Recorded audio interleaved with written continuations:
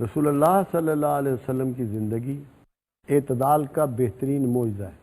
انس بن مالک جو 11 سال ان کے پاس رہے بطور خادم کے، وہ فرماتے ہیں کہ مجھ سے بہت سی دفعہ بہت سی غلطیاں ہوئیں، نقصان بھی ہوا، مگر رسول اللہ صلی اللہ علیہ وسلم نے نہ کوئی تھپڑ مارا نہ ڈانٹا، اور ہمیشہ زندگی میں اعتدال کے طریقوں کو آپ نے پروموٹ کیا اور اعتدال پہ رہے، کیونکہ قرآن کا حکم بھی یہی تھا کہ ہم نے تمہیں امت وسط بنایا اور تم پر رسول اللہ کو گواہ ٹھہرایا اور تم کو دیگر امتوں پر۔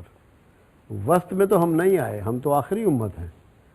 وسط سے مراد یہ ہے کہ وسطی طریقے والی، اعتدال کے طریقے والی، جس میں انتہا پسندی نہ ہو۔ حضرت ایوب انصاری ساری رات جاگا کرتے تھے، کھانا نہیں کھاتے تھے، بھوکے رہتے تھے۔ جب آپ کو علم ہوا تو آپ نے ان کو بلایا اور ہدایت فرمائی، اے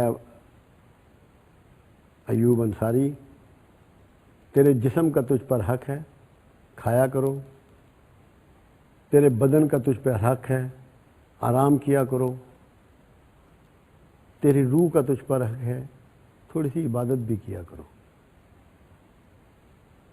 اعتدال میں رہو، انتہا پسندی اختیار مت کرو۔ آپ نے کبھی بھی ہر وقت عبادت میں رہنا، راتوں کو جاگتے رہنے کو پسند نہیں فرمایا۔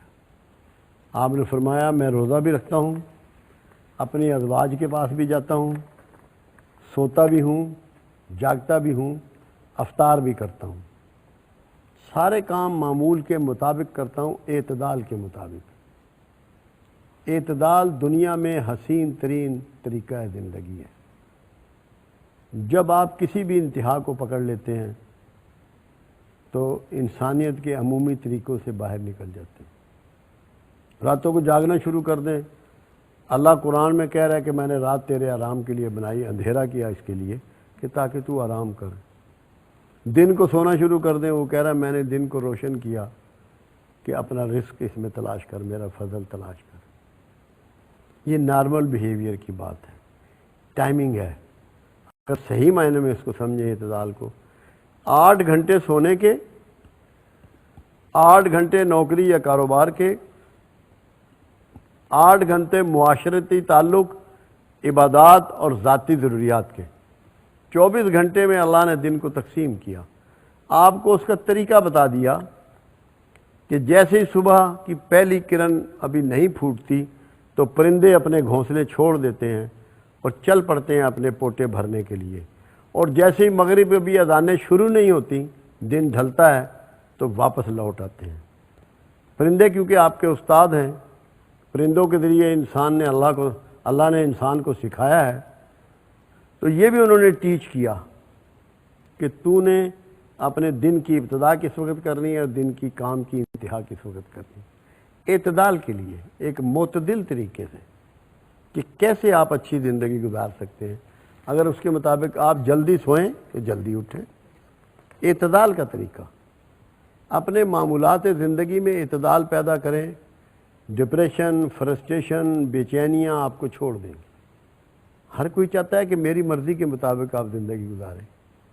کتنا بڑا ظلم ہے انسانیت کے ساتھ یہ بات کہنا کہ جو ہم کہتے ہیں اس پہ عمل کرو۔ میں کہتا ہوں جتنا تم سے ممکن ہے اللہ اور رسول کے حکم پہ عمل کرو،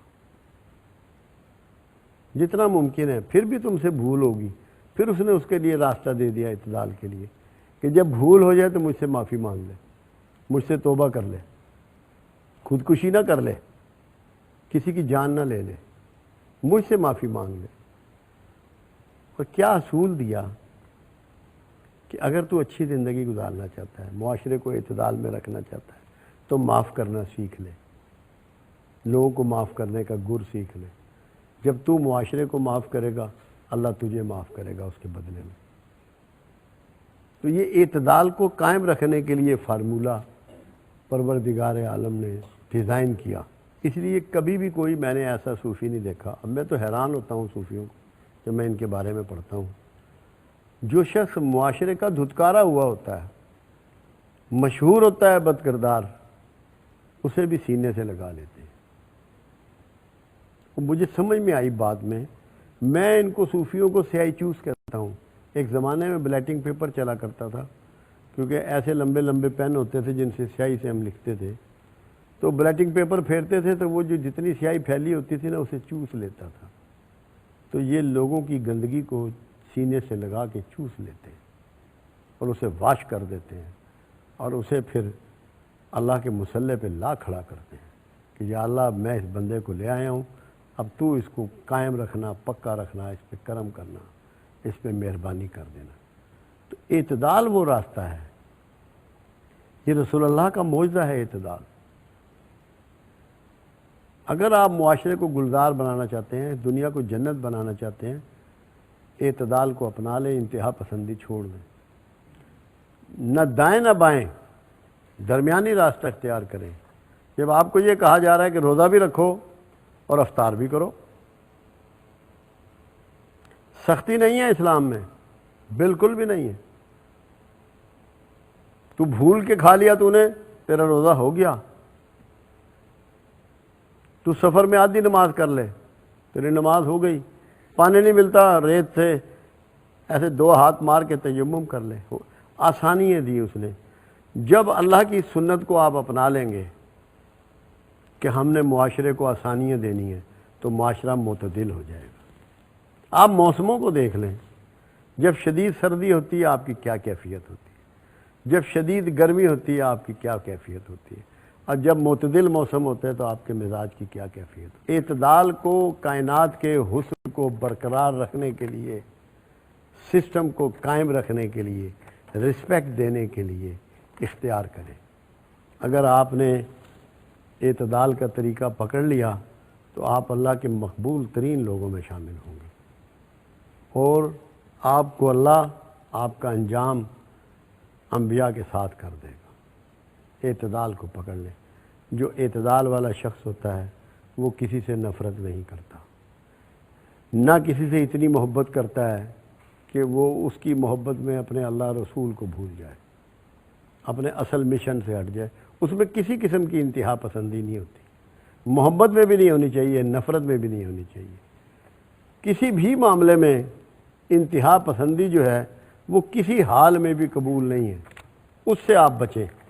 یہی درس جو ہے شمس تبریز علیہ رحمہ آپ کو دے رہے ہیں.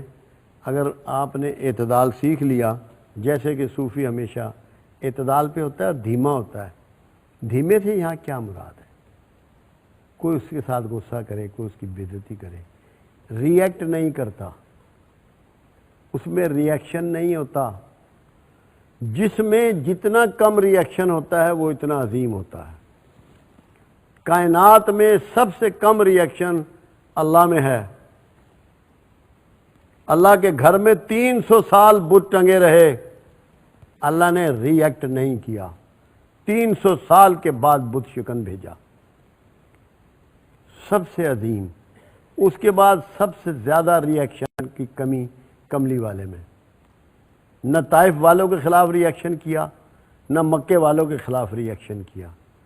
سب کو معاف کیا، سب کے لیے قبول اسلام کی دعائیں کی، ان کی فلاح اور ان کی عافیت کی بچت کی دعائیں کی. تو صوفی میں ری ایکشن نہیں ہوتا. جس میں جتنا ری ایکشن کم ہوگا وہ اتنا اعتدال پہ ہوگا، اتنا اللہ کا بڑا بندہ ہوگا، اتنا عظیم بندہ ہوگا.